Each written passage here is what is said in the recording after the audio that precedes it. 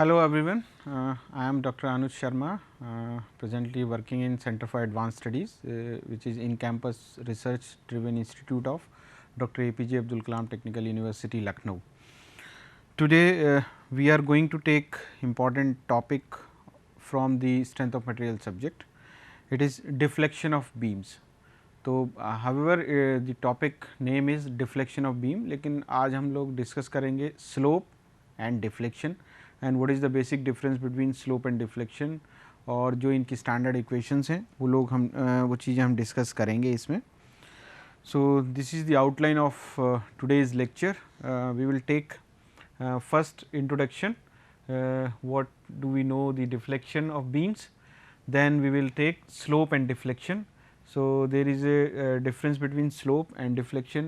Slope क्या है, deflection क्या है, किन किन points पे, how it varies along the length of the beam, क्योंकि now we are in position to define the beams. beam के applications हमको पता है, different types of beams हम लोगों को पता है. तो अब किस तरीके से उसमें बैंडिंग होनी है, उसका डिफ्लेक्शन क्या है, that we will discuss today. Then we will discuss the deflection equation of the elastic curve.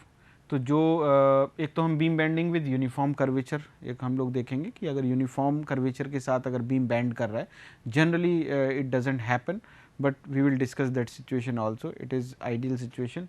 And then we know that there are two types of bending, already we have discussed, and we know that sagging and hogging.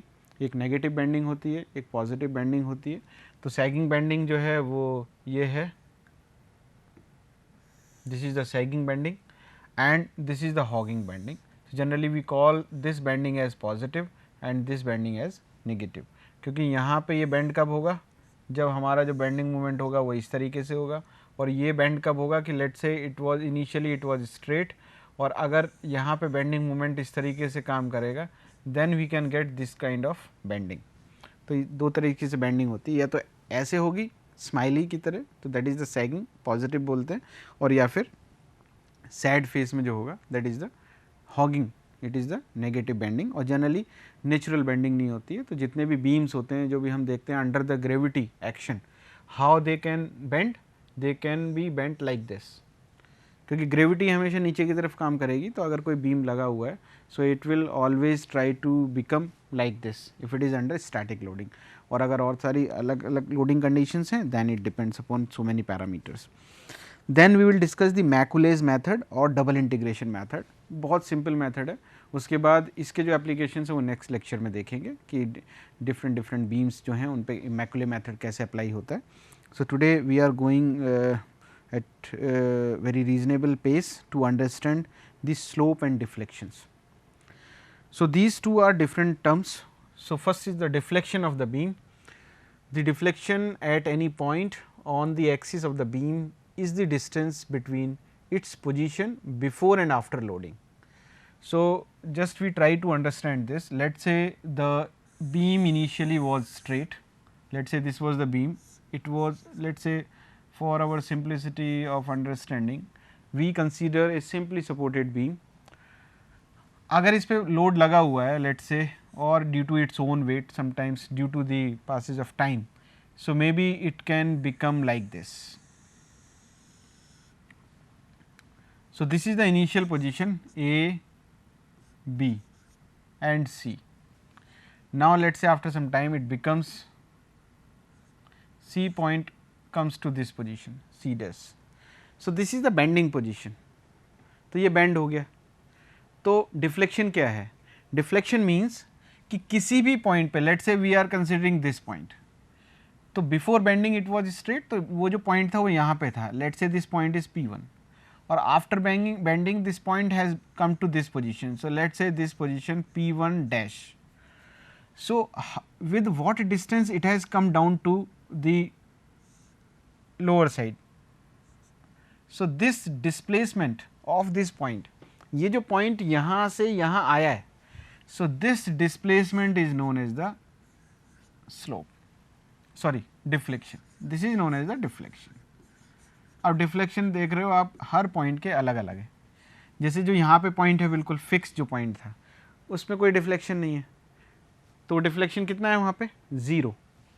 जैसे जैसे हम इधर की तरफ चल रहे हैं deflection is increasing. यहाँ पे जो पॉइंट है उस पर डिफ्लेक्शन केवल इतना है, यहाँ पे जो पॉइंट है उस पर डिफ्लेक्शन इतना है। तो देखिए जब हम इधर की तरफ चल रहे हैं from left end to the right end और from point A to the point B, so deflection is increasing and up to this point here we are getting delta max।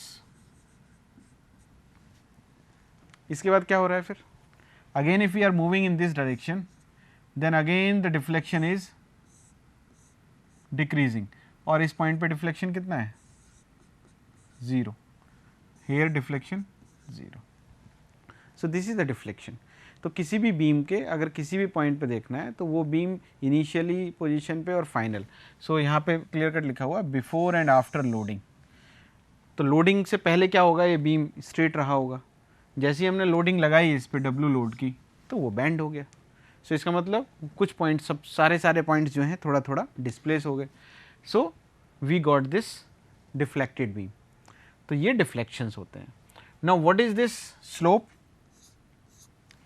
this is also important term। So slope is, it is at any section in a deflected beam is defined as the angle in radians। Generally radian में लेते हैं क्योंकि degree में हम तब लेते हैं जब हम साइन कॉस टेन और ट्रिग्नोमेट्री के टर्म्स में जब हम किसी के साथ लेते हैं, otherwise we generally take angles in radians only. So it is the angle in radians which the tangent at the section makes with the original axis of the beam। So it is also very easy to understand। So if we differentiate the slope and deflection, then it would be easy for us to move forward। So let us say initially the beam was like this,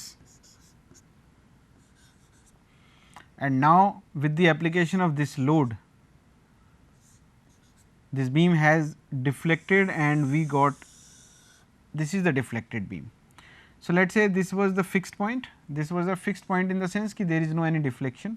So this load was applied here and it go to in and this beam has become deflected beam।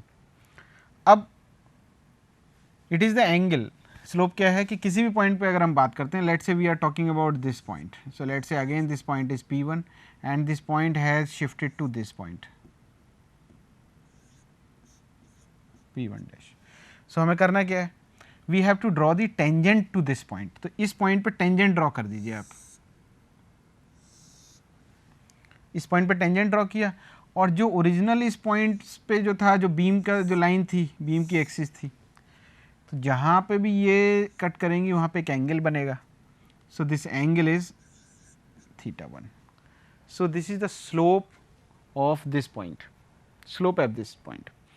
तो अगर हम बात करें दूसरा point लेते हैं समझने के लिए, let's say this point is P2, तो वो जो पॉइंट होगा वो यहाँ पे आ गया। तो अब यहाँ पे स्लोप बनाइए, तो यहाँ पे जो स्लोप होगा वो थोड़ा सा ऐसे जाएगा और ये वाली जो एक्सिस है वो इधर जाएगी। तो यहाँ पे एंगल क्या बनेगा θ2।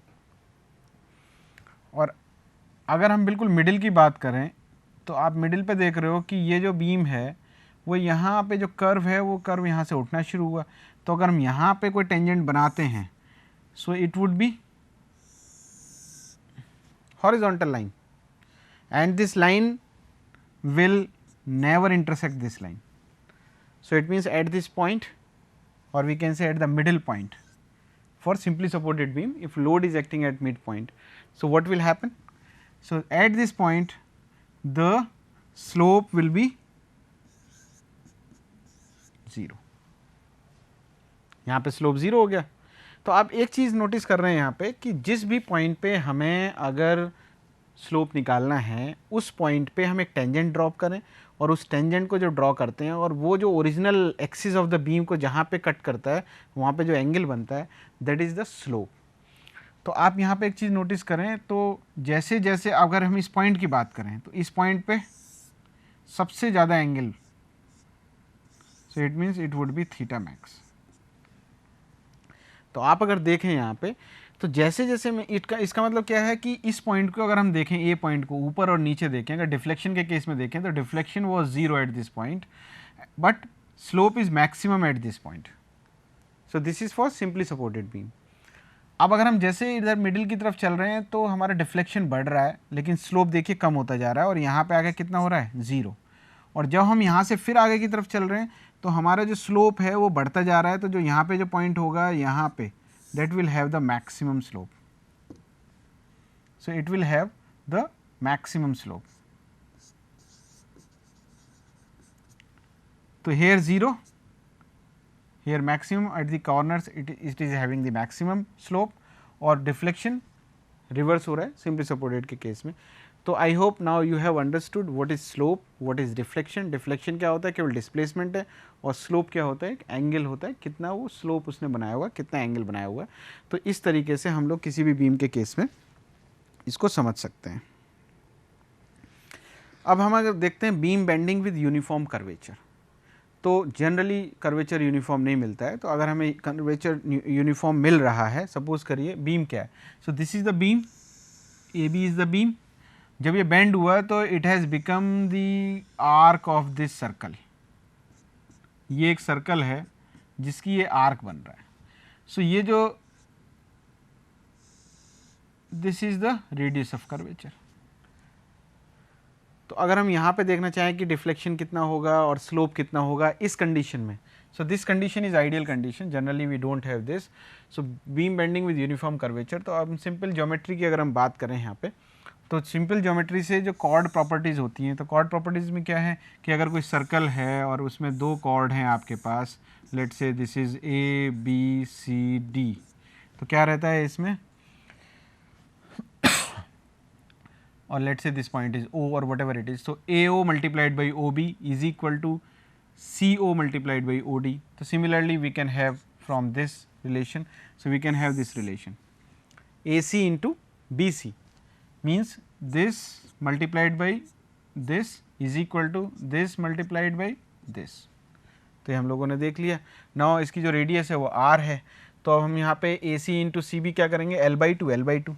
So this is L/2 and this is L/2, so this has become L square by 4, or CF is equal to how much, if CD is equal to Y, CD is equal to Y, so 2R minus Y, so this is 2R minus Y. So upon simplification we will get Y is equal to this much.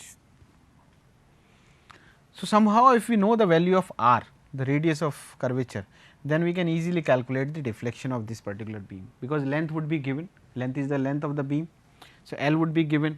तो हमें क्या चाहिए यहाँ पे, R चाहिए। तो R को कैसे कैलकुलेट करना है, R कैलकुलेट करने के लिए we have this formula.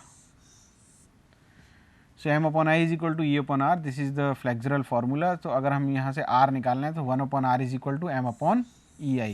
So put that value in that expression, you can get the Y. So Y की वैल्यू क्या है, y is equal to 2r, तो r की वैल्यू वहाँ से रख दीजिए इस वाले एक्सप्रेशन में, you will get the y, deflection मिल जाएगा। Now if you want to calculate the slope, so let the tangent, this tangent is making an angle of theta with respect to the axis of the beam. तो अगर इससे theta angle बना रहा है, सो कौन सा एंगल बनेगा वो, सो this is 90 minus theta, this is 90 minus theta and this is theta. So this is making an angle, this slope. So slope at B is equal to how much? That would be tan theta. So tan theta is equal to how much? अगर theta हम इस वाले triangle को देखें, if we see this triangle, so that would be dy by dx. Slope यही होता है. So for theta to be small, so for very small value of theta, tan theta becomes theta almost, and theta becomes sin theta. Now sin theta if we get from this triangle BCO, अगर हम BCO triangle से देखें तो sin theta will be equal to how much, BC upon OB. So BC upon OB is equal to L by 2R. So now sin theta is equal to how much, that is theta. So theta, sin theta is theta. If you will put there, so how will you get? So you have to replace this R. So this theta will become L upon 2R, or you put the value of 1 by R, that will be M upon EI. So L by 2 multiplied by M upon EI, so that will give you this expression. So for this situation you will get theta is equal to ML upon 2 EI. So this is simple formula to remember. Now we will take the real situations where we will get the differential equation of deflection curve. So, this is important equation and we have to use this equation to solve. So, this let us say we have already discussed this figure, ये हम लोगों ने देख लिया है. तो अगर यहाँ पर देखें थीटा क्या है, theta is the slope, theta is the slope and D theta is what. तो हमने दो पॉइंट लिए हैं, एक पॉइंट ये लिया है और एक पॉइंट ये लिया है और हमने देखा कि इन दोनों की जो दूरी है दैट इज डी एक्स. तो जब ये ज्योमेट्री से देखेंगे तो this angle will become D theta. तो सिंपल अगर हम इस आर्क को लें, ये वाली जो आर्क है, तो अगर हम इस आर्क को लें तो क्या हो जाएगा, तो C D is equal to R D theta. C D means arc, arc length is equal to radius into angle. So यहाँ पे अगर हम इसको सिंप्लीफाई करें तो 1 upon R is equal to D theta upon C D and then it would be equal to C D is how much, C D is dx. So, 1 upon r is equal to d theta by dx.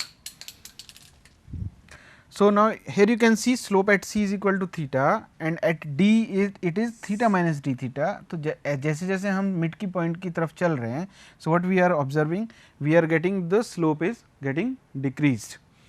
So, slope is getting decreased with respect to dx. So, it means slope is negative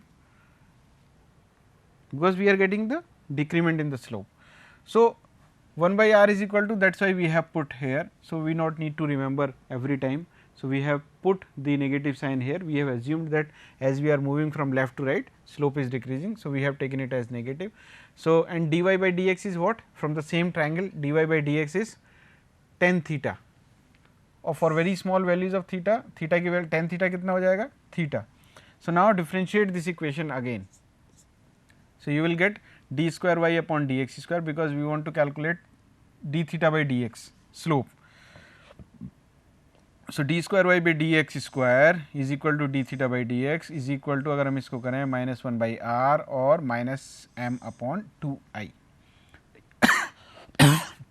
So, ei we can take on this side. So, we will get this relation. So integrating the above equation, अगर हम इसको integrate करते हैं, अब ये हमारे पास एक equation आई, अगर हम इसको इंटीग्रेट करते हैं एक बार, so what we will get dy by D X, right. Then again we will integrate it, then we will get y. So this is the equation, this is the equation for, this is the differential equation ei means flexural rigidity. So it is e multiplied by i is the moment of inertia. So ei d square y upon dx square is equal to minus m. So, already we have considered that negative sign. So, this is the differential equation of the deflection curve for sagging, means positive bending moment. Now, in case of negative bending means hogging bending moment. तो यहाँ पे हम लोगों ने क्या किया है कि एक हम लोगों ने यहाँ पे कैंटिलीवर बीम लिया है, ठीक है, it is fixed at one and, एक एंड पे ये फिक्स है और दूसरा एंड फ्री है. तो जब इस पे लोड लगेगा यहाँ पे, let's say, so how it will behave, it will become like this, right. सो इस पे भी हमने दो पॉइंट लिए हैं, लेट्स से एक पॉइंट ये है और एक पॉइंट ये है. So let's say at this point the bending moment is theta and at this point moment is increasing, means slope is increasing. So there it is theta plus d theta. तो यहाँ पे अगर हम देखें तो it is theta plus d theta और यहाँ पे अगर हम देखें इट इज़ थीटा. सो इन दोनों पॉइंट के जो बीच का जो डिफरेंस है that is how much, it is d x. और हमने क्या किया कि यहाँ से at a distance of x हमने ये एक पॉइंट लिया है और फिर उसके आगे डी एक्स दूरी पे एक हमने पॉइंट लिया है. तो वहाँ पे हमने देखा है कि जैसे जैसे हम राइट साइड की तरफ बढ़ रहे हैं, जो हमारा जो स्लोप है, स्लोप इज़ इंक्रीजिंग. तो यहाँ पे भी अगर हम ये इसको एक आर्क कंस्ट्रक्ट करते हैं और जो ये इसका जो सेंटर ऑफ कर्वेचर है ये, और ये जो दूरी होगी that would be equal to R. तो ये हमारा एक बेंडिंग, ये जो कर्व मिला है ये है इलास्टिक कर्व, इसकी इक्वेशन हमको निकालनी है क्या होगी. सो यहाँ पे भी सिंपल वही formula, D S is equal to R D theta और 1 by R is equal to what, D S is equal to D S, ठीक है. So D S is equal to R into, जब वहाँ से 1 upon R is equal to कितना हो जाए, D theta upon D S. तो ये हमारे पास रिलेशन आया. अब अगर हम ए बी सी को ट्राइंगल को देखें A B C, what we have, जो ये वाला ट्रायंगल है, so this distance is how much, this is dy and this distance is how much, this is dx. so tan theta अगर हमें निकालना है तो क्या होता है, perpendicular upon base, तो dy by dx. so tan theta is dy by dx and dy by ds क्या है, sin theta अगर हम निकालना चाह रहे हैं, dy by ds, this is the hypotenuse and this is perpendicular upon hypotenuse, that is sin theta and cos theta, तीनों की हमने वैल्यू निकाल ली. नाउ अगर हम पहली वाली इक्वेशन को देखें, 1/r is equal to D theta upon D s, so that would be equal to how much, d theta by D x upon D s upon d x. तो हमने क्या किया, डी एक्स से divide कर दिए दोनों term, तो ऊपर क्या मिला हमको, d theta by D x, और नीचे क्या मिला, d s by D x. क्या है, d s by D x यहाँ से अगर हम देखें तो it would be reverse of cos theta means sec theta. So this equation means this has come 1 by r is equal to d theta by dx upon sec theta, and ये value अगर हम यहाँ पे put करें तो what will get, tan theta is equal to dy by dx. ये already हम लोगों के पास है. तो इनको अगर इसको हम डिफ्रेंशिएट करते हैं तो what will get, we are differentiating this equation, tan theta is equal to dy by dx. इस इक्वेशन को अगर हम डिफ्रेंशिएट करें तो what will get, sec square theta d theta upon dx is equal to d square y by dx square. So this equation we will get. Now d theta by dx is equal to 1 upon sec square theta. We are rearranging the terms. इसको हम नीचे लेके आ रहे हैं. So 1 upon sec square theta into d square y upon dx square is equal to d square y upon dx square multiplied by 1 upon 1 plus tan square theta. So again upon simplification we will get 1 upon r is equal to d theta upon dx upon sec theta. Now we are putting d theta by dx by d square by dx square and 1 upon, ये हमने ऊपर वाली जो value वो यहाँ पे रख दी, upon sec theta को हमने लिख दिया under root of 1 plus tan square theta, this term. Now 1 upon r is equal to d square y upon dx square, yeah, as it is, and this term will be added to this. So this has become 1 plus tan square theta की power 3 by 2. Now since theta is very small, so if this theta is small, what will happen to this expression? So this term theta will be almost 0. So tan theta 0, put this here 0. So what we will get, 1 upon r is equal to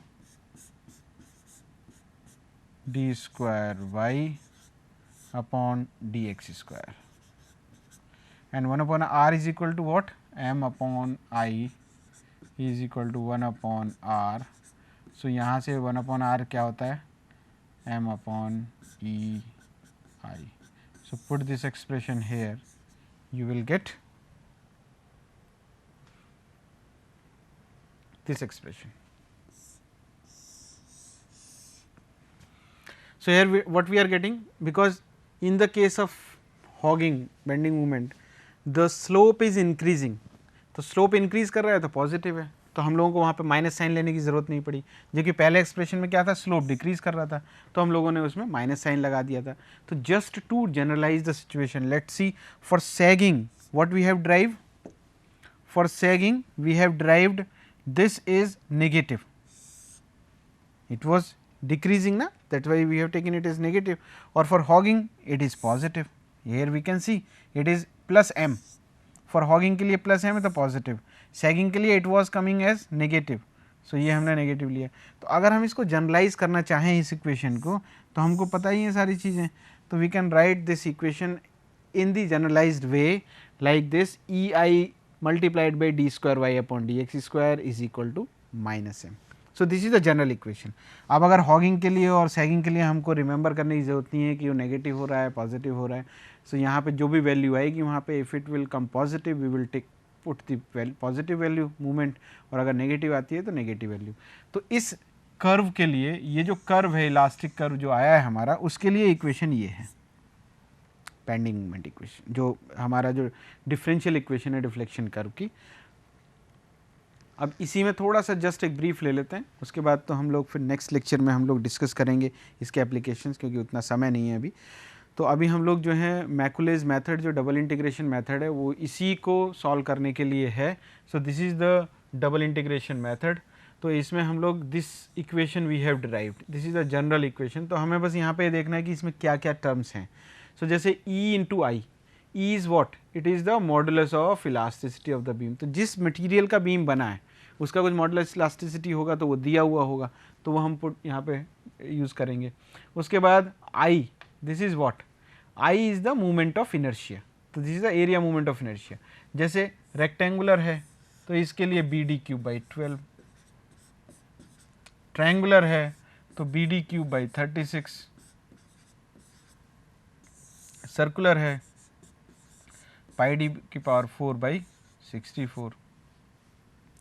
तो इस तरीके से movement of inertia depend करता है कि आपके किस कितने तरह के कौन कौन सा बीम किस मूवमेंट ऑफ इनर्शिया किस क्रॉस सेक्शन का आप ले रहे हैं। उसके अलावा M, M is the bending movement at a distance y from at a distance of x from the one end of the beam. Let say जैसे हम लोगों ने देखा कि ये सिंपली सपोर्टेड बीम है, तो यहाँ पे जिस पॉइंट पे आपको डिफ्लेक्शन निकालना है, let say you want to calculate the deflection at this point, तो यहाँ पॉइंट पे आपको एम निकालना पड़ेगा। If you want to calculate कि हमें मैक्सिमम बेंडिंग मूवमेंट निकालना है, तो वो तो आपको पता है कि मिड पॉइंट पे आपको मैक्सिमम बेंडिंग मूवमेंट है, तो आपको वो वैल्यू पुट करके बाउंड्री कंडीशंस निकाल के you can calculate, that will take in see in the next lecture. So और y is the deflection of the beam. तो जो भी जिस पॉइंट पे आपको निकालना है, अगर इस पॉइंट की बात कर रहे हैं तो यहाँ पे जो y होगा that would be the deflection. तो इस तरीके से अलग अलग पॉइंट पे अलग अलग डिफ्लेक्शंस होंगे, तो अलग अलग उस पर। So this is equation. अगर हम इसको एक बार इंटीग्रेट करेंगे, so what we will get, we will get dy by D x. So dy by D x is what, it is the slope, right. और अगर इसको हम दोबारा डिफ्रेंशिएट करेंगे देन वी विल गेट